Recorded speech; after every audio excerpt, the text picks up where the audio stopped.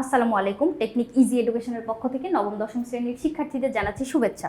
আজকের পর্বে আমরা 14 অধ্যায়ের যে বেসিক আছে এটার প্রথম পার্টটুকু নিয়ে তোমাদের সাথে আলোচনা করব।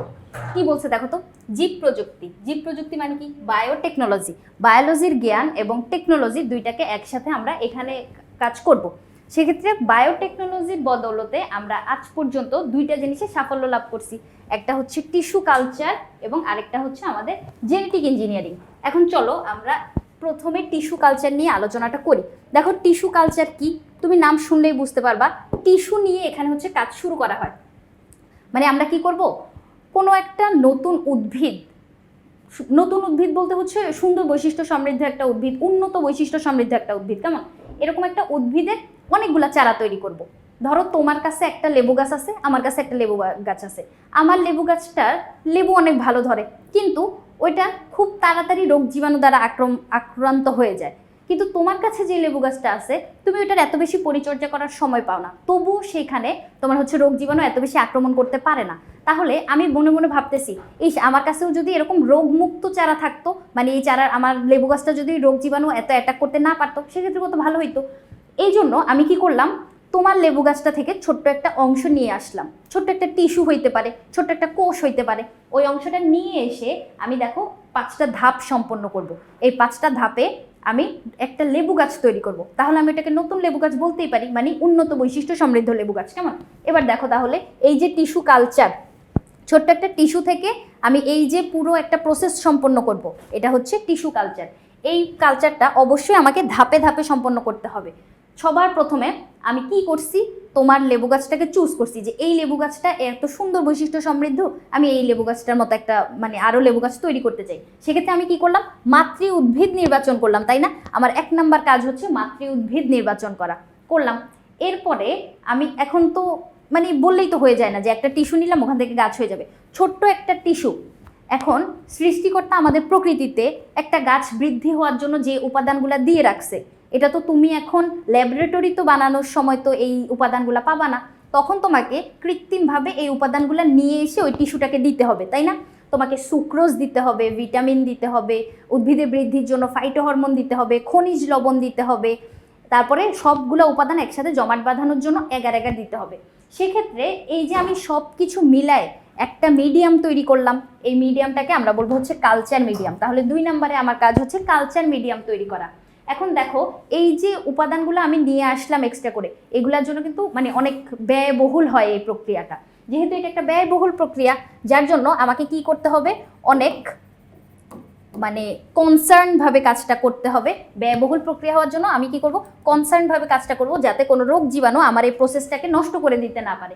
সেক্ষেত্রে আমি কি করব, জীবাণুমুক্ত কালচার মিডিয়াম প্রতিষ্ঠা করব।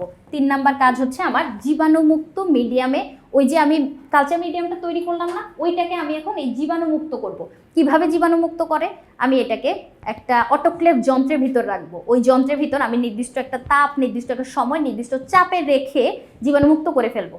এরপরে আমার কাজটা কি, মূল উৎপাদন করা। 4 নাম্বার কাজ হচ্ছে মূল উৎপাদক মিডিয়াম স্থাপন করা, মানে ওই যে চারাটা তৈরি হবে ওই চারাটাকে আমি মূল উৎপাদন মিডিয়ামের ভিতর দিব। এবং পরবর্তীতে যখন বিভাজন, কোষ বিভাজন হইতে থাকবে, কারণ আমি ওকে বিভাজনের জন্য প্রয়োজনীয় সব উপাদান দিছি, ওই টিস্যুটা যখন কোষ বিভাজন হইতে থাকবে, তখন কিছু বড় একটা ছোট মানে শিকড় এবং পাতা সমৃদ্ধ একটা গাছ পাবো। ওই গাছটা আমি মাঠ পর্যায়ে বা মাটিতে স্থাপন করে দিব। সেক্ষেত্রে এই যে লেবু গাছটা আমি তৈরি করলাম, এটা হুবহু ওই যে তোমার লেবু গাছটার মতো, যেখানে রোগ জীবাণু আক্রমণ করতে পারে না।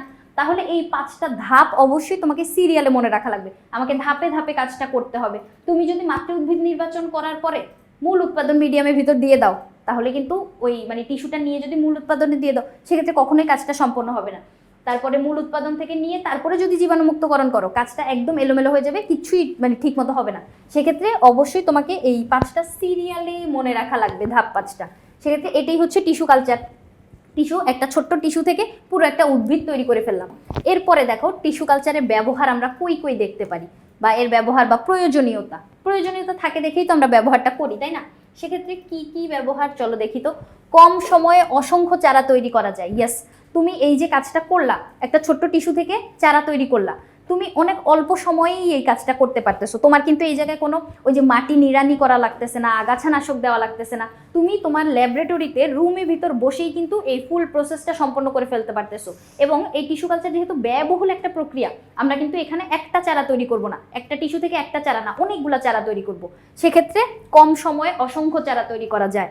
এরপরে ভাইরাস মুক্ত চারা তৈরি করা যায়। হ্যাঁ, এই যে আমি যে তোমার লেবু গাছটা থেকে অংশ নিয়ে আসলাম, এক্সপ্ল্যান্টটা যে তোমার কাছ থেকে নিলাম, সেক্ষেত্রে অবশ্যই তোমার বৈশিষ্ট্যটা কি ছিল? তোমার লেবু গাছের বৈশিষ্ট্য ছিল হচ্ছে রোগ জীবাণু তোমার লেবু গাছটাকে আক্রমণ করতে পারে না। তাহলে আমি যে নতুন চারাগুলো তৈরি করলাম ওগুলো কিন্তু হুবহু তোমার লেবু গাছের বৈশিষ্ট্য সম্পন্ন। তাহলে ওইখানে ভাইরাস মুক্ত চারা থাকবে, ভাইরাস ওকে আক্রমণ করতে পারতেছে না।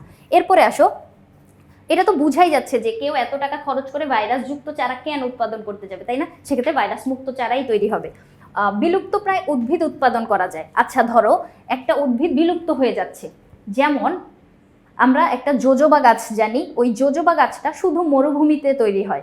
এখন ওই জোজোবা গাছ মরুভূমির পরিবেশে তৈরি হয় এবং খুবই অল্প পরিমাণ, মানে ওর সংখ্যা বৃদ্ধির হারটা খুবই অল্প, যার জন্য এই গাছটা বিলুপ্ত হয়ে যাচ্ছে, এরকম আমরা ধরতে পারি। কিন্তু এই যে টিস্যু কালচারটা, এটা ব্যবহার করে আমি অনেকগুলা চারা তৈরি করতে পারবো জোজোবা গাছের। সেক্ষেত্রে এই জোজোবা গাছ তো আর বিলুপ্ত হচ্ছে না, তাই না? আমি ওই জোজোবা গাছটা এখন ব্যবহার করতে পারবো। এরকম যে কোনো উদ্ভিদ হইতে পারে যদি বিলুপ্তির পথে চলে যায়, সেক্ষেত্রে আমরা বিলুপ্তি কখন হচ্ছে, বিলুপ্ত হচ্ছে কখন? যখন ওর সংখ্যা কমে যাচ্ছে। আমি টিস্যু কালচারের মাধ্যমে ধোঁয়ায় চারা তৈরি করব, এটা সংখ্যা আর কমবে? কখনোই কমবে না, সেক্ষেত্রে বিলুপ্ত হবে না। নতুন প্রকৃতির উদ্ভিদ উদ্ভাবন করা যায়। হ্যাঁ, নতুন প্রকৃতির বলতে এই যে দেখো আমার কাছে লেবু গাছ ছিল, সেখানে রোগ আক্রান্ত হয়ে যেত সহজে, কিন্তু ফলন ভালো হইতো। এখন আমি যখন তোমার লেবু গাছের চারাটা, মানে তোমার লেবু গাছ থেকে একটা অংশ এনে যখন চারা তৈরি করলাম, সেক্ষেত্রে আমার লেবু গাছগুলোর বৈশিষ্ট্য এখন অন্যরকম হয়ে গেল। তাহলে আমি কি করলাম? নতুন প্রকৃতির উদ্ভিদ না, ওরা এখন আমার কাছে যে লেবু গাছগুলো আছে, যে চারাগুলো আমি মাত্র তৈরি করলাম, ওগুলা তোমার রোগ জীবাণু দ্বারা আক্রান্ত হচ্ছে না, তাহলে ওদের প্রকৃতি চেঞ্জ হয়ে গেছে, তাই না? সেক্ষেত্রে নতুন প্রকৃতির উদ্ভিদ উদ্ভাবন করা যাচ্ছে।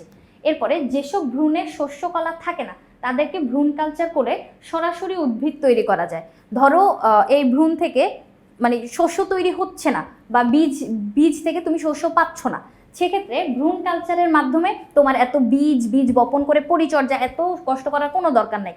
শুধু একটা ছোট্ট অংশ ল্যাবরেটরিতে নিয়ে আসবা, ওখান থেকে আমরা চারা তৈরি করে ফেলবো। বীজ তৈরি হচ্ছে না, কোনো সমস্যা নাই। ফুল তৈরি হচ্ছে না, কোনো সমস্যা নাই, আমরা নিজেই বানিয়ে ফেলতে পারবো। সেক্ষেত্রে এই যে সমস্যাগুলো, এই সমস্যা থেকে আমরা বের হয়ে আসতে পারতেছি কিভাবে? টিস্যু কালচারের মাধ্যমে। তাহলে এই যে টিস্যু কালচারের সাইডটুকু, এই সাইডটুকু আমি বুঝাইতে পারলাম। কি হইলো? ছোট্ট একটা টিস্যু থেকে পুরো একটা উদ্ভিদ তৈরি করে ফেলছি। এবার আসো জেনেটিক ইঞ্জিনিয়ারিং, এই জায়গাটা আরও মজার। জীব প্রযুক্তি ব্যবহার করেই আমরা কি করব? নতুন জীব তৈরি করব। এখানে নতুন যে জীবটা, এই জীবটাকে আমরা বলবো হচ্ছে জিএমও। দেখো তো এই জায়গাটায় এই যে জেনেটিক ইঞ্জিনিয়ারিং, এটার আরেকটা নাম আছে, আরেকটা নাম হচ্ছে রিকম্বিনেন্ট ডিএনএ প্রযুক্তি। রিকম্বিনেন্ট ডিএনএ প্রযুক্তি। এই যে রিকম্বিনেন্ট ডিএনএ প্রযুক্তির মাধ্যমে আমরা কি করি? একজনের জিন এনে আরেকজনের ভিতর দিয়ে দিই। এটাই হচ্ছে তোমার মানে প্রক্রিয়াটার মানে মেইন কথাটা হচ্ছে একজনের জিন এনে আরেকজনের ভিতর দিয়ে দিব। এখন কার জিন এনে কাকে দিব? উন্নত বৈশিষ্ট্য সমৃদ্ধ কোনো প্রাণী থেকে ওর জিনটা আনবো, উন্নত বৈশিষ্ট্যের জিনটা। এরপরে ওইটা আমি কাকে দিয়ে দিব? যে যার অনুন্নত বৈশিষ্ট্য আছে, অনুন্নত বৈশিষ্ট্যের প্রাণীটাকে দিয়ে দিলে সে এখন জিনের মাধ্যমে নতুন বৈশিষ্ট্য পেয়ে গেছে, তাই না? আমরা কি জানি জিন কি করে? বৈশিষ্ট্য প্রতিস্থাপন করে।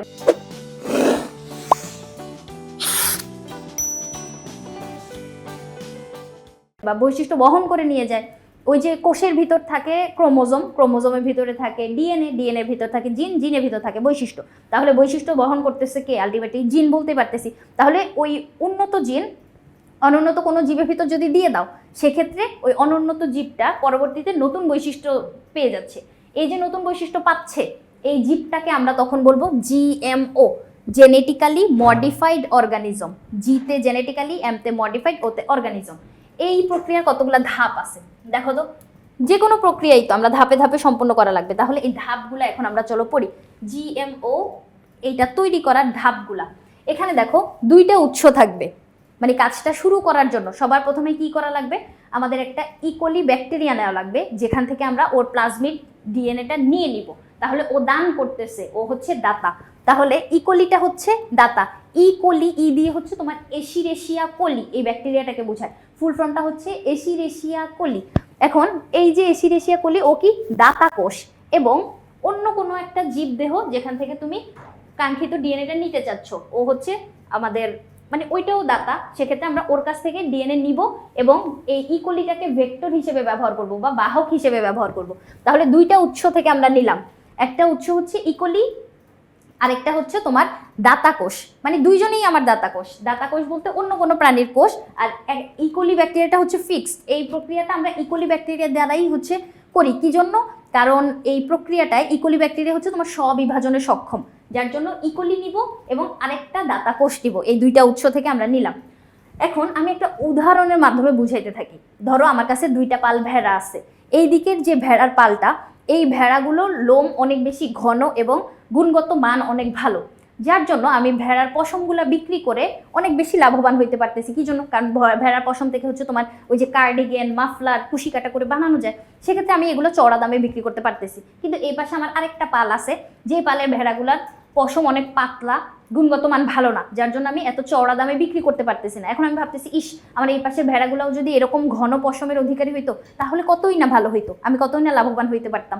তা এখন এই যে তোমার এই ভাবনাটা, ইস যদি এটা হইতো, এই ভাবনাটাই এখন বাস্তবে রূপান্তরিত হইতে পারবে এই রিকম্বিনেন্ট ডিএনএর মাধ্যমে। আমি এখন এই যে উন্নত ভেড়াগুলো, এই ভেড়াগুলোর কাছ থেকে ওর ডিএনএটা নিয়ে নিব। ও তখন হবে এই যে দাতা কোষটা, দাতা কোষটা হবে ওই উন্নত ভেড়াগুলা। আর ওই ভেড়াগুলা থেকে যেই ডিএনএটা পাবো, ওইটা আমি দিব কার ভিতরে? ইকোলির ভিতর দিব। সেক্ষেত্রে ইকোলি তার প্লাজমিডটা আমাকে দিচ্ছে, ইকোলিও হচ্ছে দাতা কোষ। সেক্ষেত্রে ইকোলি আর এই যে ভেড়াটা। এবার দেখো, রেস্ট্রিকশন এনজাইমের সাহায্যে উভয় ডিএনএকে খণ্ডন করব। এই যে জিনটা নিব আমি, ওই নির্দিষ্ট জিনটাই নেওয়া লাগবে, যে জিনটার কারণে উন্নত পশম হচ্ছিল, তাই না, বা ঘন পশম হচ্ছিল, ওই ঘন পশমের জন্য দায়ী জিনটা আমি নিব। সেক্ষেত্রে ওই ডিএনএ ভিতরে তো অনেকগুলো বৈশিষ্ট্য থাকে। সেক্ষেত্রে আমি বেছে যেই বৈশিষ্ট্যটা আমার ঘন পশম দিচ্ছিল, মানে ঘন পশমের যে বৈশিষ্ট্যের জন্য দায়ী যে জিনটুকু, ওই জিনটুকু কেটে নিয়ে নিব। এবং ইকোলির যেই বৃত্তাকার ডিএনএ, ইকোলির ক্ষেত্রে আমরা কি দেখতে পাই? এরকম বৃত্তাকার ডিএনএ দেখতে পাই। এই বৃত্তাকার ডিএনএটাও একটা অংশে কাটবো, কেটে ওই দাতা কোষ থেকে যে ডিএনএটুকু পাইছিলাম ওইটা এখানে বসাই দিব। সেক্ষেত্রে কাটার জন্য আমার রেস্ট্রিকশন এনজাইম লাগবে। রেস্ট্রিকশন এনজাইম হচ্ছে জৈবিক কাঁচি বলা হয় এটাকে। কি বলা হয়? জৈবিক কাঁচি। কাঁচি দিয়ে আমরা কি করি? কাটি। তাহলে জৈবিক কাঁচি দিয়ে আমরা কাটতেছি, দুইটা ডিএনএই কাটবো। কেটে দুইটাকে জোড়া লাগানো লাগবে আবার। এখন কেটে জোড়া লাগানোর জন্য তুমি কোষের ভিতর তো আর সুপার গ্লু ব্যবহার করতে পারবে না। সেক্ষেত্রে তোমাকে এখানে লাইগেজ এনজাইম ব্যবহার করা লাগবে। লাইগেজ এনজাইমের সহায়তায় উভয় ডিএনএর সংযোজন এবং রিকম্বিনেন্ট ডিএনএ সৃষ্টি। তাহলে জোড়া লাগাইলাম, দুইটা ডিএনএ সংযুক্ত হইলো কিভাবে? লাইগেজ এনজাইমের সাহায্যে। এরপরে ট্রান্সফরমেশন প্রক্রিয়ায় রিকম্বিনেন্ট ডিএনএ প্লাজমিডের ব্যাকটেরিয়ামে প্রবেশ। এই যে তুমি নতুন ডিএনএ তৈরি করলা, নতুন ডিএনএটা কিরকম? এই যে প্লাজমিডের বৃত্তাকার ডিএনএ ছিল এরকম, যার ভিতরে আমি এইখানে একটা অংশ নতুন লাগাই দিলাম। এই যে এটা হচ্ছে এখন আমার কাঙ্ক্ষিত ডিএনএ। এই ডিএনএটা আমরা যে ব্যাকটেরিয়ার কাছ থেকে নিয়ে নিছিলাম ওর প্লাজমিডটা, ব্যাকটেরিয়া তো এখন রেগে আছে যে আমার প্লাজমিড তোমরা নিয়ে গেছো। সেক্ষেত্রে সরি ব্যাকটেরিয়া, নাও তোমার প্লাজমিড তুমি নিয়ে যাও। কিন্তু এখানে ভিতর তো আমি কাজটা করে দিছি, আমি তো এখানে নতুন বৈশিষ্ট্য দিয়ে দিছি। সেক্ষেত্রে ব্যাকটেরিয়া তো আর বুঝে না ওর প্লাজমিডটা নিয়ে নিবে যে হ্যাঁ এই তো আমার প্লাজমিড, আমাকে ফেরত দিয়ে দাও। তো সেক্ষেত্রে আমরা কি করলাম? ট্রান্সফরমেশন প্রক্রিয়ায় রিকম্বিনেন্ট ডিএনএ প্লাজমিড এর ব্যাকটেরিয়ামে প্রবেশ, ব্যাকটেরিয়াকে আবার দিয়ে দিলাম। এখন ব্যাকটেরিয়ামের ক্লোনিং, তার মানে ব্যাকটেরিয়া কি করবে? ও তো নিজের মতো জীবনযাপন করতেছে, ও ওর সংখ্যা বৃদ্ধি করবে, ও স্ববিভাজনে সক্ষম। আমরা ব্যাকটেরিয়ামের ক্লোনিংয়ের মাধ্যমে অনেকগুলো ব্যাকটেরিয়া তৈরি করব। সেক্ষেত্রে ওই ব্যাকটেরিয়াগুলোর ভিতরেও তোমার এরকম যে কাঙ্ক্ষিত বৈশিষ্ট্য সম্পন্ন ডিএনএ, এরকম অনেকগুলা তুমি সংখ্যা বৃদ্ধি করতে পারতেছো, এবং ওইটা আমরা পরবর্তীতে যে কোনো জীবের ক্ষেত্রে প্রয়োগ করতে পারবো। তাহলে দেখো, এই যে কাজটা আমি করলাম, সবার প্রথমে কি করলাম?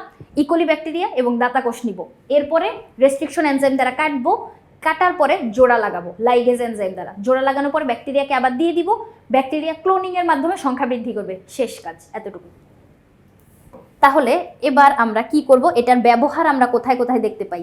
এই যে রিকম্বিনেন্ট ডিএনএ প্রযুক্তি, এটার ব্যবহার আমরা অনেক ক্ষেত্রেই অলরেডি আমরা সাফল্য অর্জন করে ফেলছি। শস্য উন্নয়নে এইখানে তো অনেক সাফল্য আছে, আমি একটু বলি, শুনো।